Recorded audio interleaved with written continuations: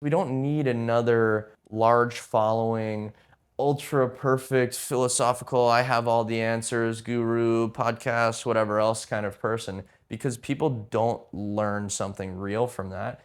They learn what it is to be completely idealistic in the context of someone else. But when you see content like that, that at least in kind of the self help sort of mentality space, it teaches people to disconnect from greatness. Have fun. Be yourself. I'm just kidding. I know that's not a question. Okay. Who are you? What do you do? Gosh, yeah, that's the one, isn't it? That might be the hardest one because I feel like the mind immediately goes to let me do the good tie the bow sort of snippet, and it never resolves the question.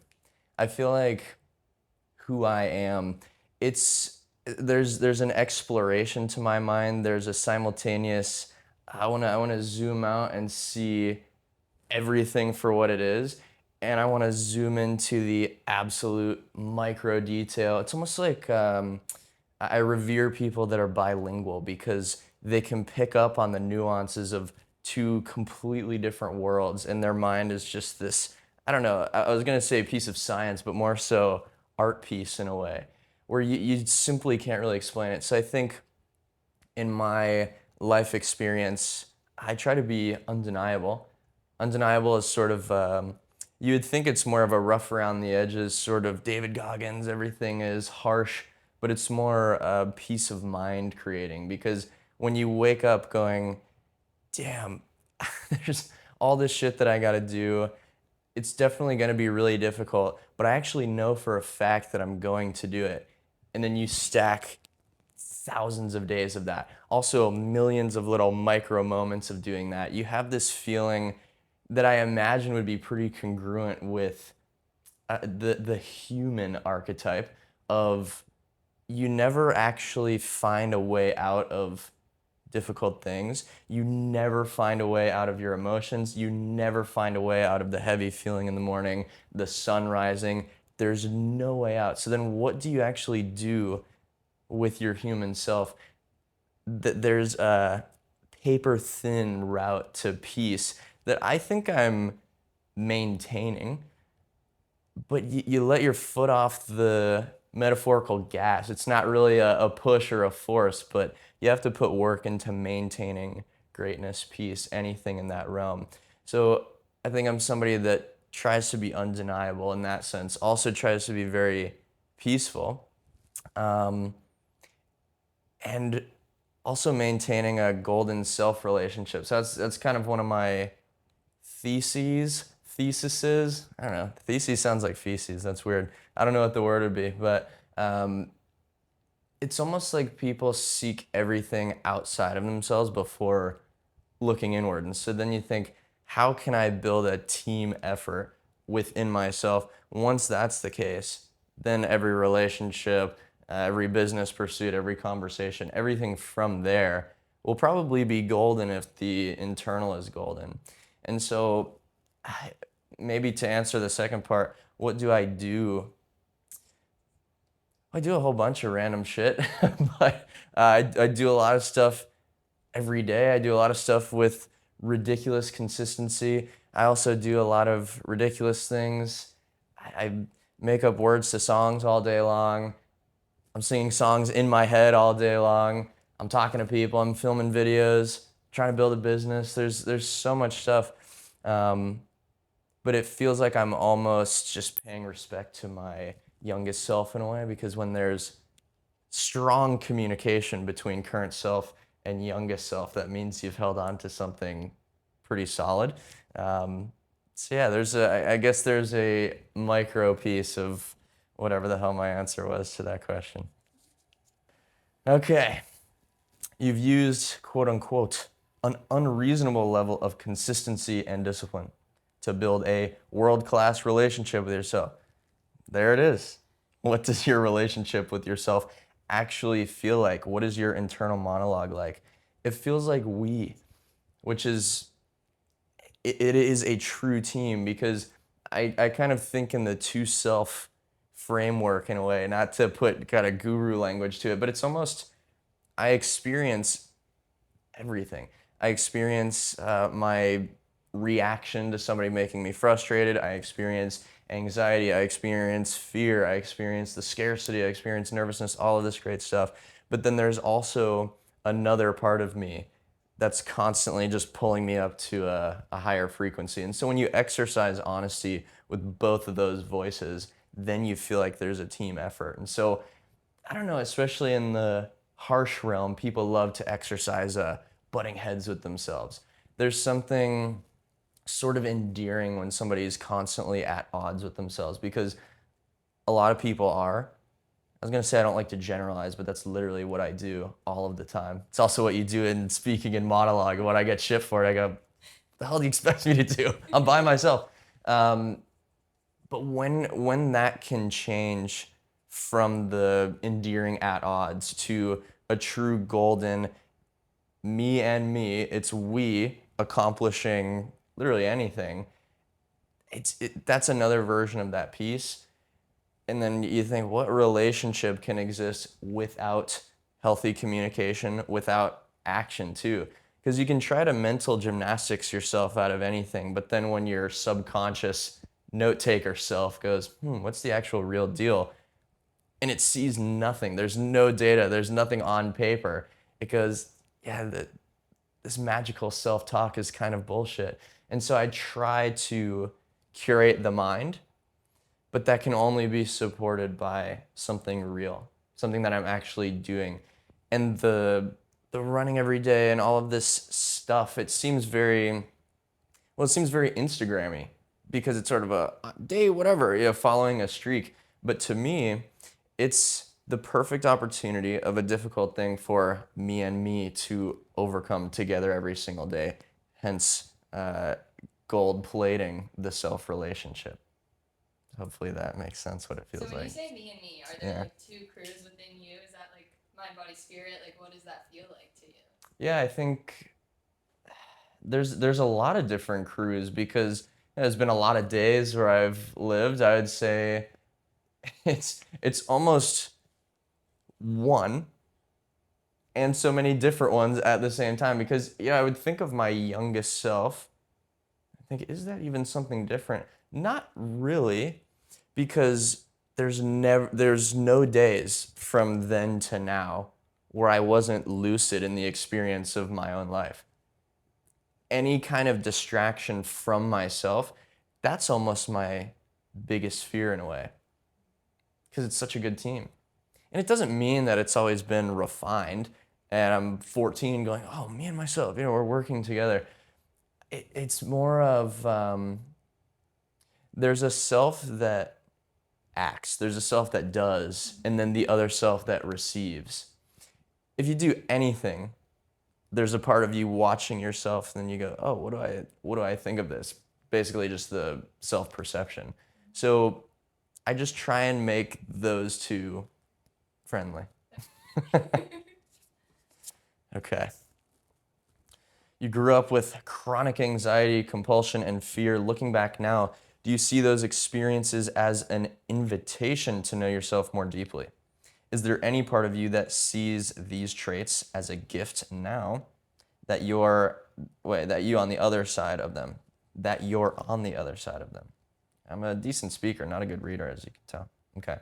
So the first one, grew up with chronic anxiety, compulsion, and fear. Looking back now, do you see those experiences as an invitation to know yourself more deeply? I think it was more than an invitation. I think it was you have no other choice. But interestingly, the anxiety and this kind of OCD tendency, the fear, all of that, those experiences, those tendencies, whatever, it is essentially knowing yourself more deeply. What was weird is that I experienced a crazy self trust within them. So the biggest version of that was school.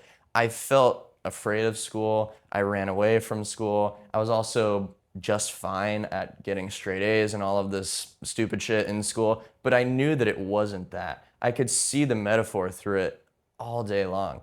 I'm going, see, none of this really matters. I'd imagine that they're teaching you how to compose yourself within a structure like this. Wait a second. This seems like the worst structure of all time. So I would simultaneously freak the hell out and know that it was right. I can look back even now and say, yeah, totally. That was totally the right thing to do because I think that system was and definitely still is wrong for the kind of mind that realistically has a ton of potential, a ton of opportunity, but that system only works for the kind of brain that wants to shut down. It wasn't my experience at all. I'm sitting there questioning how is it even possible that seemingly against my will, I must be at this place all of the time. Even when I'm not in this place all the time, there's a nice little sting that they add to it to where it doesn't go away because Monday is horrible and you make it all the way to Friday just to get to Saturday, which Saturday is the one day that you get, but it's right before Sunday. Sunday is the day before school again. And so the loop, it's outrageous. But again, I learned crazy self-trust through that because I go, yeah, of course it was terrible. But the system itself speaks as if there's no other truth outside of that. It's the same way that I see the Instagram thing. You got people all over the place telling you how to, well, your videos aren't good enough. Here's how you hack the first 3 seconds, and here's how you do this. And go, wait a second. Have you taken a second to step outside of the game and see it for what it is? Because that's a whole other story. And I feel like, again, that's where that invitation to know the self really comes from is can I take the biggest force I've ever experienced, which back then was school, immovable, and can I trust myself in the face of that thing? Then you really, really get to know yourself. Is there any part of you that sees these traits as a gift now that you're on the other side of them? Yeah. Yeah, for sure. Because again, it's whether it's invitation or a forced invitation to know yourself, that you have to experience discomfort to know what comfort is. A lot of the heroic characteristics that we can carry in life, they inherently come from contrast. So comfort is a contrast word. I would say clarity is a contrast word. So you have to come from something that poses the opposite to you for you to feel it viscerally enough to want to overcome it. And it's funny because I can see practically where some of these things come from. When I talk to my mom sometimes, I go, oh, he's such a problem solving kind of brain. The human mind, when you don't have a problem, what do? You make a problem so you can solve it. That's purpose. Every day we come up with a to-do list. That's sitting down and saying, what problems can I create because I don't actually have real ones? That sounds a little bit discounting of the human experience, but real ones, use that as you will. But I wake up, I create a list of things that can fabricate resistance for me so I can push back against them. It's the human condition. I think you can use the human condition beautifully. Um, but yeah, I think these traits are absolutely a gift because you can't have the clarity, the comfort, the experience of something better without a starting point. I actually have a follow up question to Yeah. that. It seems like you're such an outlier and your mindset is so different. Were you lonely growing up? Did you have anyone else around you that thought the way that you did?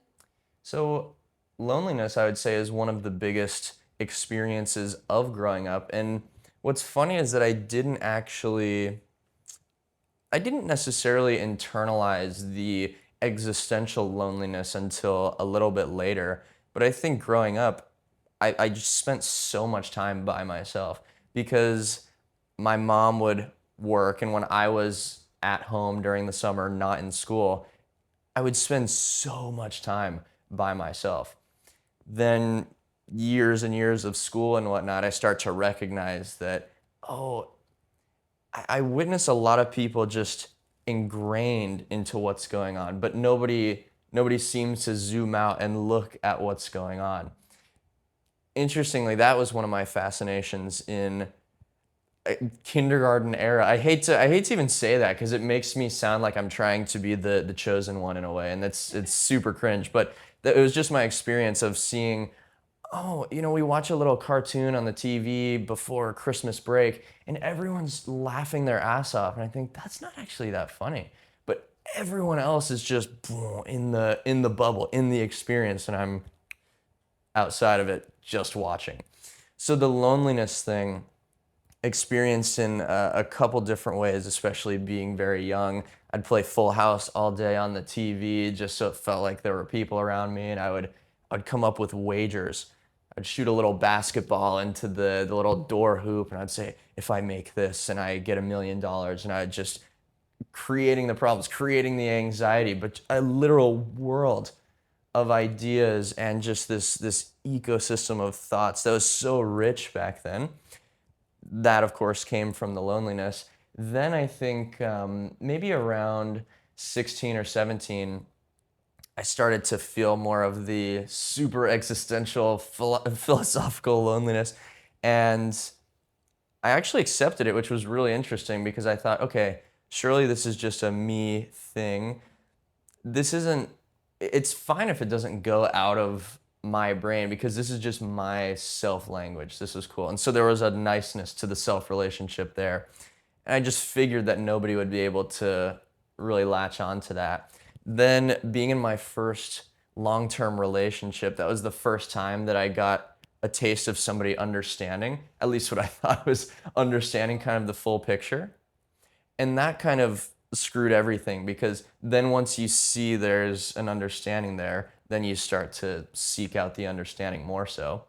Fast forward to the end, maybe it wasn't exactly the understanding that I thought it was, but there are a lot of things that are a part of the language I speak with myself.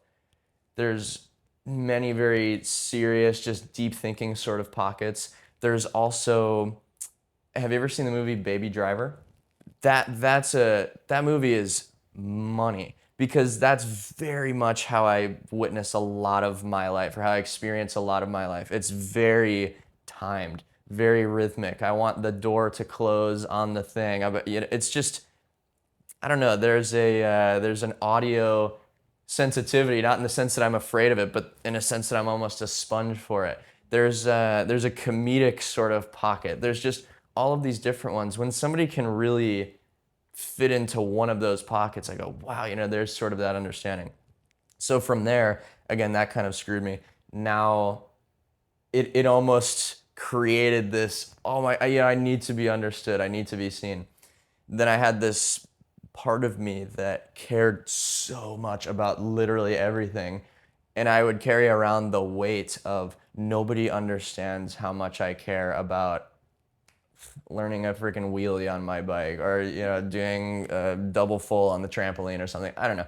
It was just I had this absolute obsession. I wanted that to be felt and understood because I didn't see it a ton.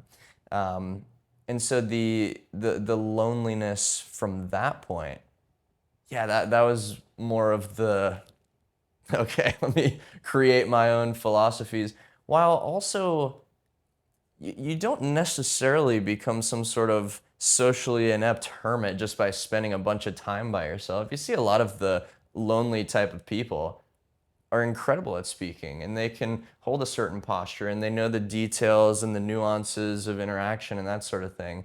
But why waste it on people that don't understand those things anyways? So that's definitely a major part of it that I think pays dividends, like the stress and the anxiety and all these things. It turns into something great. And now I just find that I'm around so many people that seem to get it. I just go, whatever. Nobody needs to hear about my stuff. It kind of deflates in the opposite direction, which is so funny to experience. Okay, I answered both of those, right? Yeah. Yeah. You have grown a large following while being intentional about showing up authentically online. How has allowing yourself to be seen by so many people changed you? Well, yeah, that makes me want to rant about the social media thing again. I do it too much. Maybe I should just stop. No, it's a blessing because that desire to be seen, be understood, have maybe the intensity, be understood, or the fact that there's the intensity intersecting with something completely opposite within myself. I think the intersection of very different characteristics. That's another part of the answer of who am I. It's one of my favorite things. Um,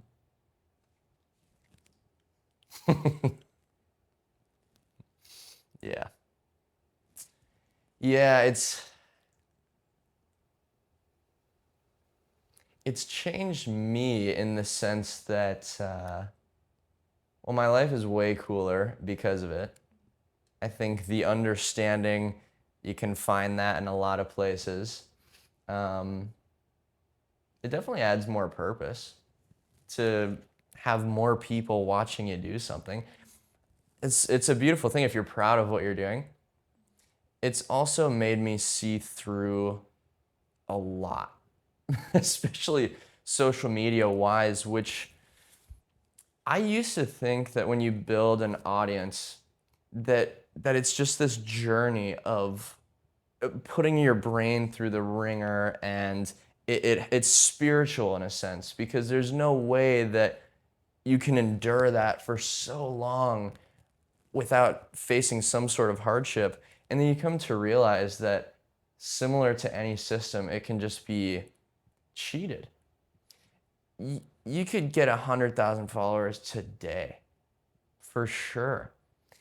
And maybe it's another version of that same self-trust that I was talking about before with school. Because for a long time I'm saying, oh, well, this person crushes it and they seem to have similar ideas. Oh, why am I not doing it well enough? If I want to have impact, then I want people to see the things that I'm talking about. To be seen, of course, is great when you're proud of the thing that you want people to see. And you go down this rabbit hole of, gosh, maybe I'm just not doing it right. I know myself. I know what I'm talking about is actually spot on. There's a confidence there, but I'm swimming upstream against this thing, and the current is so strong. And then now I see through that's not 99% of the experience on social media, because what do a lot of people start it for is business. They say, oh, well, influencers make a lot of money. I started the whole thing going, oh my, I have this whole world of my mind that I feel like is maybe slightly unique. You don't want to speak too arrogantly in that sense, but I have a message, I have a mission, I want to say something. I think it might change how people think to a certain extent. This is just going to be a life-changing thing, and I'm going to pour myself into it every single day, and every word I say, I'm going to think about it so intentionally. And I'm going, dude, it's not even the same game. And so the numbers, it's the funniest experience of all time, because I think normally people say, oh, you have hundreds of thousands of followers. That's amazing. You get, yeah. Well, I think outside of the Instagram, outside of the numbers, who an individual is, that's more of the amazing piece, because you can get numbers doing literally anything. And so there's a richness of the path versus the outcome. And I think I've known these things for a long time, but now getting to that point where the numbers are, and how many more followers do you really need? The numbers are at that point. I go, hey, that's really cool. And then it just gives me this subsurface look into another mountain that you think getting to the top of solves. And then you just go, dude, I knew I should have trusted what I thought beforehand. Um, and the way that it's changed me, when you work on something for years and years, of course it works on you as well, and there's that sort of exchange. Then practically speaking, so I know how to do that decently well. I'm just kind of monologuing constantly. It's also made me realize that if you don't necessarily align with something, doing that thing, it's not a truth that you have to carry out, because Instagram, it's the perfect way to build the personal brand and do X, Y, and Z. And then I go, okay, am I stupid for not wanting to post on Instagram every day anymore? And then I just come back to trusting myself and go, yeah, I'll just do what I think feels correct, and I'll leave everybody else's opinions to it. Are And most of the people in your life people that you've met through social media? no, Okay. no, no. I have so many friends that they're very in tune in just kind of a different way, and a lot of them butt up against very similar things. I have a ton of people that I know through social media, of course. I've met amazing people through social media, and I think that's sort of the given. If you're trying to connect, I mean, you're not gonna not connect. You definitely will. It's just the mode that you do that through. Um, I only ask that because you're so authentic online, so it would probably be an easy way to meet people who are aligned with you. yeah, I think it's also the time spent on there. I try to minimize too, just because I mean I don't like the feeling of going on Instagram. It doesn't feel very helpful. At least as helpful as kind of just staring up at the ceiling kind of thing. I mean, I go on Instagram plenty, um, but my reels, it's no philosophical stuff. It's no smart stuff. It's nothing. It's all just ridiculous, just insane. It'd just be freaking, I don't know, dirt bikes flying down this hill in California, one of those super steep streets. I saw that earlier. These guys going 80 miles an hour just jumping down the street. I go, hell yeah, dude. I mean, that's my user interface or user experience on Instagram. But yeah, most of the people I know kind of knew me beforehand, and it's just those people that you FaceTime for hours and just talk about all of these things with. And I don't know. I don't feel like a social media guy. It just doesn't seem. I tried to play along with it as much as I could for quite a long time, but just the cadence of it and the oh my, I don't know. It's just so manufactured that it's hard to want to do it. It also becomes really difficult to even put fun stuff out there. My whole childhood was just doing backflips off of stuff, and I would make these little edits and fun videos, and I love it. But it's very rare that somebody uses the platforms now and doesn't think about how can I reach more people. I feel like it's very rare that people just do it to do it. But is it a bad thing if you want to reach more people for a good reason? No, of course not. It's And all about that's how you use it in intention, right? totally. And that's what I want to do. I still want to do that if that was what kind of worked. My understanding is that that intention itself isn't what makes it work. You kind of I mean the smartest way to do it if you put principle aside would be to just well yeah, put principle aside, throw everything out the window, monger attention until there's a big enough stack where then you can kind of refresh the genuine nature. And I go, I don't think it works that way because the two selves, the soul watches you do that and goes, That's shitty. Why don't go down that route." Don't play So the game. no, don't play the game. Look at the game.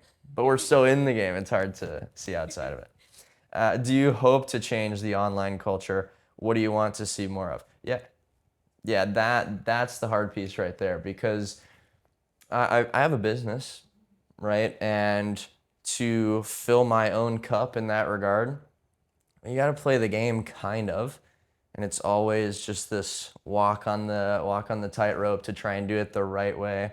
I've gotten a lot of advice on how to build my business and how to leverage this and how to do that and how to just plug in the right pieces from a strategy standpoint.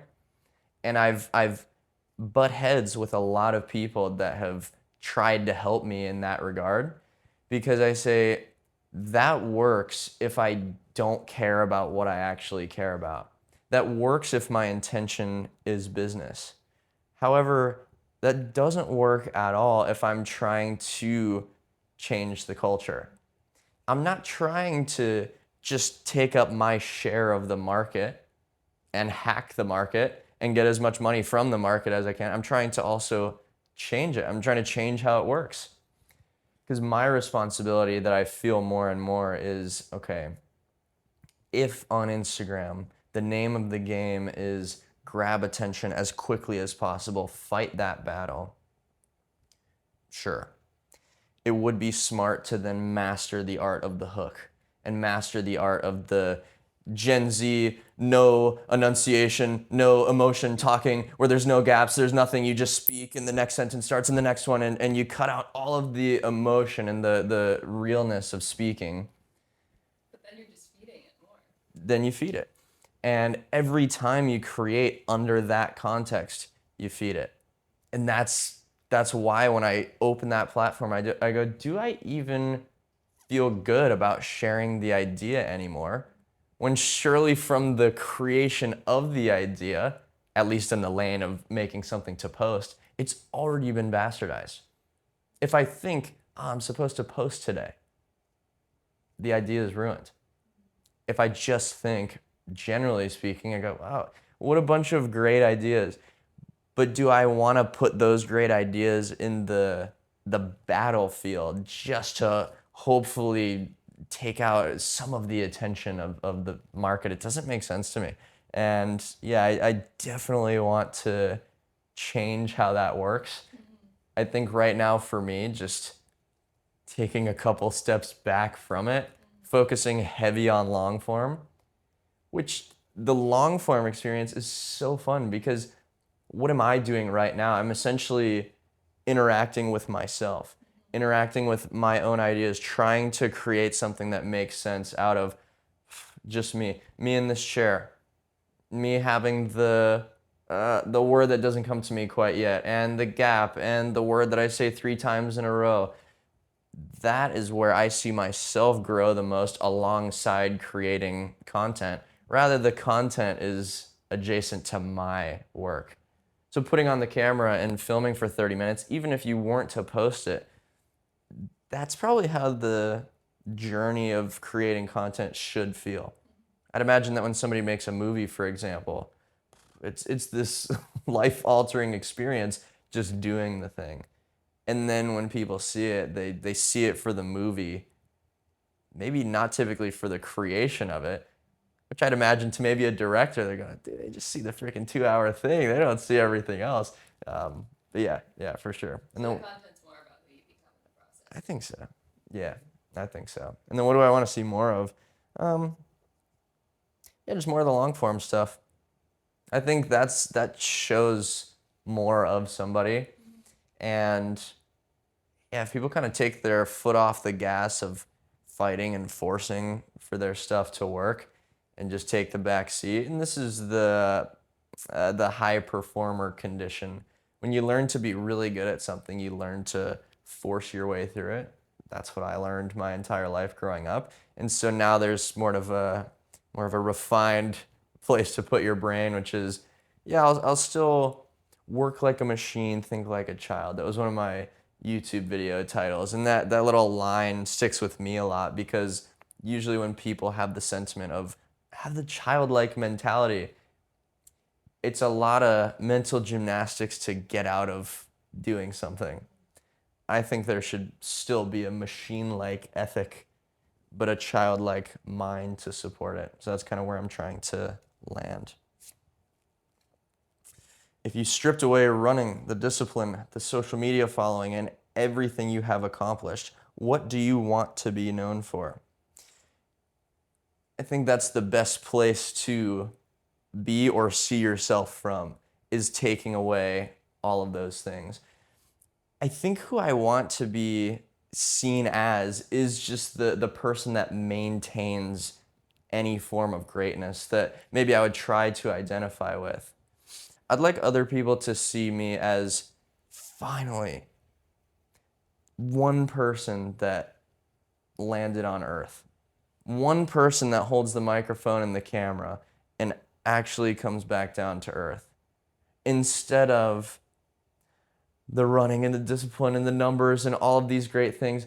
I could I could manipulate the shit out of so many people. So many people. All the red hat, go one more, hybrid athlete type of people, all the freaking, the list goes on. You know what I mean, right? I could I could control every bit of it, but I won't. I won't do it because we don't need another large following, ultra perfect philosophical, I have all the answers, guru, podcast, whatever else kind of person, because people don't learn something real from that. They learn what it is to be completely idealistic in the context of someone else. But when you see content like that, that at least in kind of the self-help sort of mentality space, it teaches people to disconnect from greatness. The way that we idolize celebrities and Hollywood and the movies and all of this kind of stuff, it's the same exact thing. You see a story that seems amazing because it's created by a 2,000 person crew, and you disconnect from the idea of greatness immediately because you don't see your life as this Hollywood film. It's just, oh, I'm just doing the same exact shit every single day. So for me, there are things that go much deeper beneath that surface that I want to be so true to myself. I want to be the person that stuck to being real forever, the person that endures emotionally. I think beyond some sort of physical discipline of running every day or doing this every day, there's an emotional discipline to constantly remind myself of what I'm trying to maintain, also what I'm kind of swimming against in terms of the current. The story thing has just it's sat with me so deeply lately because I see that what has gotten me to any kind of, I don't know, notable experience or notable consistency, whatever somebody wants to know me for at this time, what's gotten me there, it's the way that I dictate the story that's happening because I do the same thing every day. It's so very simple. I rarely go and travel and do a bunch of random shit. And it's because I like to see how the deeper meaning of the story unfolds without a bunch of extra stuff happening behind it. So people think that, oh, going to Bali and doing this and a million different touch points and the new person to collab with and the blah blah. They think that's the story. And I say, well, those are elements, those are variables to the story. But the thing that you're carrying along with you, there's some conversation in your soul.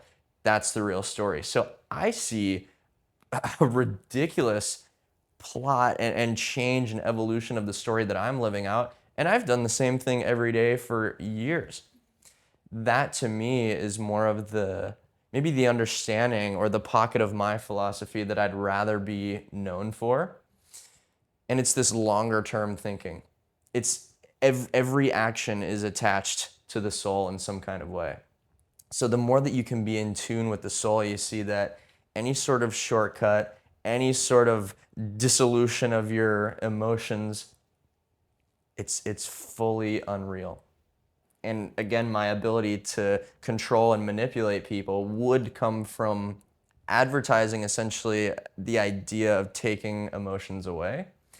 Any kind of shortcut, any kind of hack, any kind of arriving at a better place in life through not changing your soul, through not change it. Just, yeah, here's another dip your toe and then you can change but not actually change, which inherently changing is being wrong. Nobody wants to be wrong. Because when you say, look, I can help you out of your problems, it's just not going to be as fun as you think. It's not going to be a new supplement. It's not going to be a peptide. It's not going to be any of this shit. Um, it's actually just going to require you to invalidate your entire life that has led up to you having this set of problems right now if you really don't want these problems. And as soon as you present an exit plan of someone's problems, they go, well, who the hell are you? Because I've worked my whole life to have these problems. Excuse me. And that moment right there is the most interesting and the most fun intersection of the ego and the soul and the emotions, and that's what I work with people on. And so it's just a constant fascination for me. It's a long answer. Great answer. Thank Thank you you. for that. All right. If your younger self was here with us right now, what would you say to him?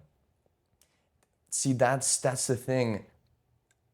He is, you know what I mean? Because the tightness of the bond and the closeness of that connection, there's never been an off day from experiencing that version of myself to today. That above anything else is the biggest gift that I receive every day, because that version of me, which is still me right now, he knew so much, and the creativity, the imagination, the unrelenting self-trust, the emotional honesty. You think about a kid will just tell you whatever, you'll know exactly how they feel. There's a level of authenticity that's just unmatched. And I think I would say, yeah, dude, hell yeah, of course. I wouldn't even say anything, to be honest with you, because there'd be a language just transferring perfectly. Because when I was younger, this younger version of myself, I spent all day long talking to me right now. The future self of my past self, which is me, of course. Back then, I didn't know what that would pan out to be. I'm talking to him all day long. I'm going, I know that adults think this way, but you're not going to change. There's no way, because we know the deal. We know what it is to be honest. We know that there's no way to prove that I'm going to retain my human spirit and my honesty and my authenticity being a quote unquote adult. I mean, I'm 25. What does that actually mean? But I know there's going to be no loss of that connection. I know. And everybody tells me, oh, well, just wait until you're 21. Just wait until you're 30. Just wait, just wait, just wait. That's what everybody does. They just wait. And they realize that there's miles and miles between who they are at a current time and that youngest self. So I think the conversation that I never really stopped having means that I'm talking to that of me all the time. It feels really, really cool. So I don't know if I could even put into words necessarily a line of advice or something, but it's just there would be no words at all. It's perfect communication. It's intention level communication, which if everybody could practically communicate on that level, there'd probably be very little conflict in the world. But how fast can the mind move? How fast can the mouth move? Yeah, our mouths are horribly, horribly inefficient compared to what the brain can cover. I've had 18 different conversations in my brain right now answering this one question. I didn't even answer the first one right. What is your vision for your future self? If he was here, what would he say to you? Similar answer, right? I think I will say this. I communicate less with my now future self than I did when my younger self was communicating with me today.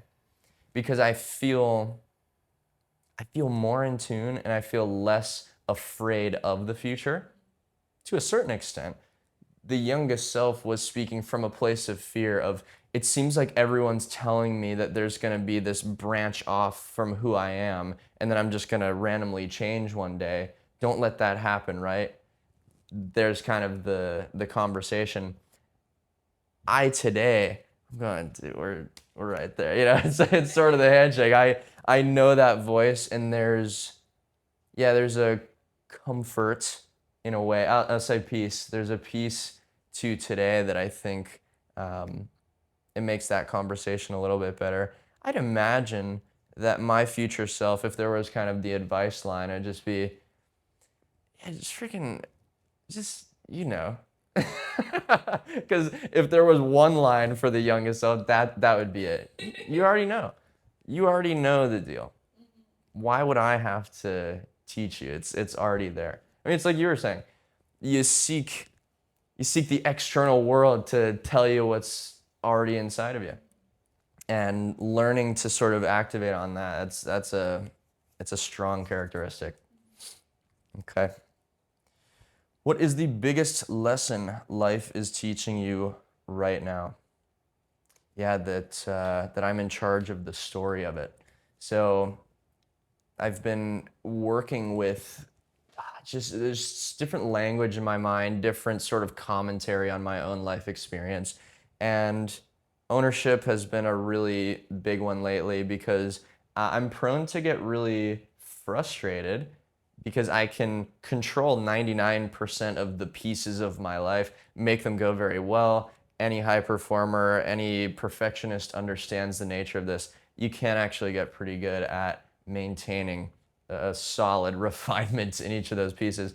And then inevitably the 1% goes wrong. If I allow that to really kind of shake up my day, inherently I'm telling myself into the story of being a victim to that thing. So how can I change the language around that? There's the idea of being unbothered, the idea of being detached and all of these things. I really, really don't resonate with that on the surface level. There's a lot of people that preach kind of the don't let anybody affect your emotions. The problem there is that is I was going to say world class, country class attempt at just purely a defense mechanism. It's nothing more refined than that. I don't like being hurt by other people. Let me just remove the option for other people to hurt me at all, which inherently is shutting off the emotional system, shutting off the opportunity to experience closeness and connection and all of these things. So I don't surface level resonate with it. I've learned to kind of create my own version of being, let's say, unbothered by something. But it's a deeper story. The story itself is the thing I latch onto. I was getting in the shower the other day and just slammed the shit out of my foot on this glass door corner. And I just looked at it and I went, oh my God. But what story am I going to tell right now? The frame is always there. It's almost like I see it as a little tool on a screen. Here's my awareness tool. Here's my storytelling tool. Do I click on it and show up at a kind of a higher frequency right now, or do I just go beneath the surface and just go motherfucker? And you don't always choose clicking on the thing, of course. That time I happened to. I said, this is mine. This terrible feeling on the edge of my foot right now. This is mine. I had a headache yesterday. I'm going, why would I act like, oh, this headache is happening to me? I'm going, this is mine, my headache.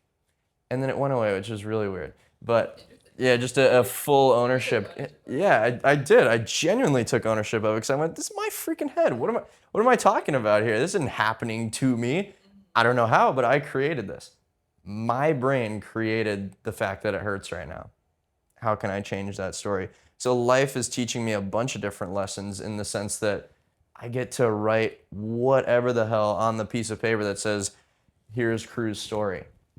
I got my bike stolen twice in the last month, and I go, well, what can I do with that? What story can I tell about it? Because I want to do the whole, of course this would happen to me.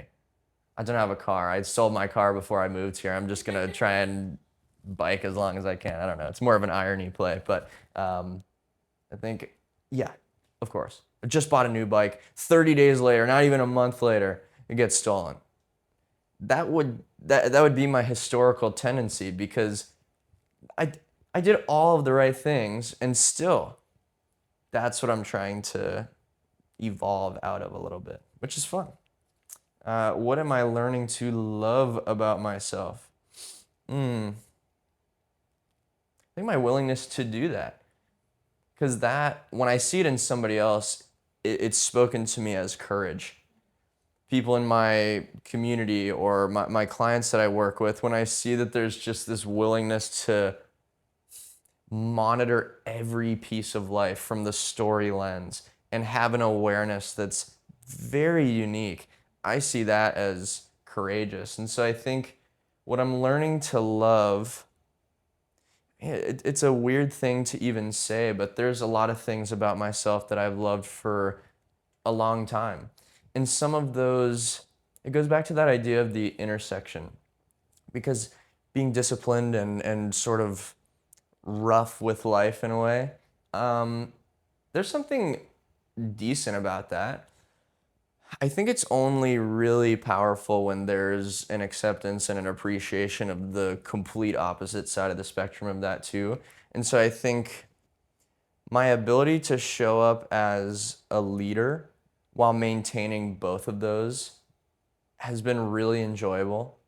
I've been doing jujitsu for the last year and a half, and it's been maybe this last month where I'm seeing that I'm actually getting pretty good at this thing.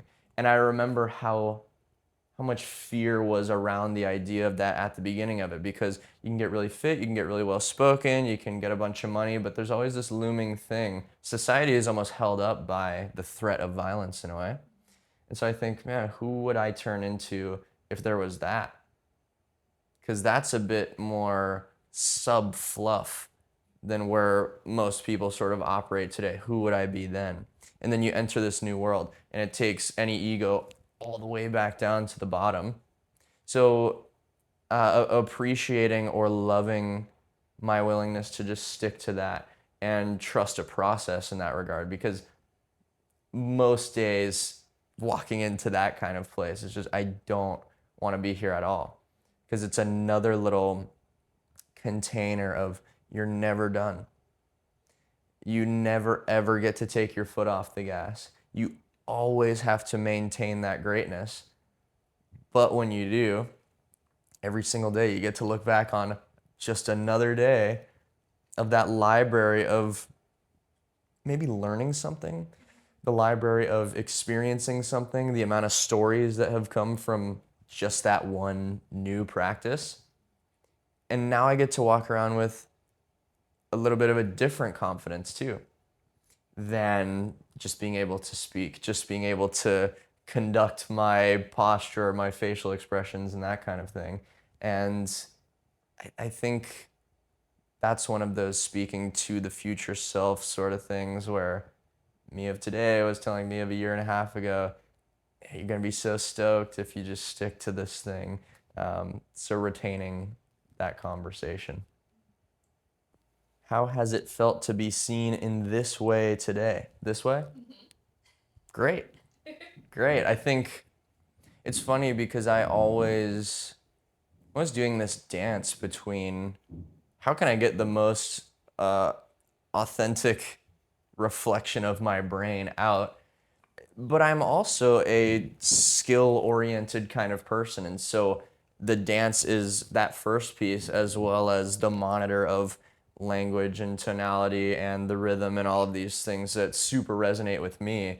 And so I feel like that's become a fun thing now, especially in long form. This is the thing that I practice a lot. But the funny piece is that, is this inherently practicing performance, or is it practicing being more of myself? Because if the thing that I'm communicating is myself, then I think maybe it's a piece of the latter. Also, there's a performance aspect to literally every part of life, any kind of speaking, being in the mirror and singing or something. I don't know. There's a performance there. What I've realized is that along the same lines of this story idea, we all act as characters. And I told my community the other day, I said, we all play characters every day. If you don't believe me, act like somebody else for 10 years and you will find that you're them. And so if I can sort of play the character, which is the most accurate to the one that I would want to be real, then I think I'm doing okay. But to be seen in this way, well, I think it's the best opportunity. Because again, it's essentially me and me. I'm not battling myself, which that's the best feeling of all time. Very very few moments am I going, there's not a real tension happening. There's sort of a, well, allow that to happen. Allow this to be said imperfectly. Okay. Deep breath sort of thing. So it's been really fun. Biggest takeaway from our time together. Um, Well, I say a lot. I'd imagine you said what, 30 minutes? There's no way it's It's been definitely longer. okay. Yeah, I It's okay apologize, to like listener. practice this. Biggest takeaway from our time together. Um, you know, I would say I would like to be more curious of other people, not in the sense that I'm gonna start a podcast interviewing other people because I just don't think that's my mode right now. But I want to find better ways to allow other people to kind of do what you're allowing me to do or allowing other people to do. I think in the container of the people that I work with one to one or my community, there's a closeness that kind of makes that already very possible at a baseline. And it's sort of, I don't have to say much to prompt sort of a deeper answer in that regard. But yeah, I want other people to feel seen in my presence too. Something I try to do is almost speak about myself in a way that gives other people permission to do the same. So I like sort of indirect permission because people don't like to be told what to do necessarily, but when it's more of a hey, yeah, I'm just talking about myself, and people operate differently in that regard. So it's something I'm trying to get better at, and just a practical piece. I say I mean a lot. I mean, and I feel like I didn't say it that much during this. So I don't think so. we've I'm got feeling it. we've got a handful of layers of the monitor going on. So working on it. Any final thoughts? No. I'm so surprised by that answer. Thank you, bro. Thank you.